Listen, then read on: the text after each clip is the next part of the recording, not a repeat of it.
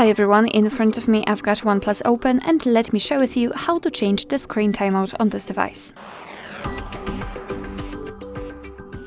So as you saw in my the screen timeout in my device is a little bit too short for my liking, so it blacks out too fast. Let's change it. All we have to do is to open the settings, and here we have to scroll down to find display and brightness. Let's tap on it.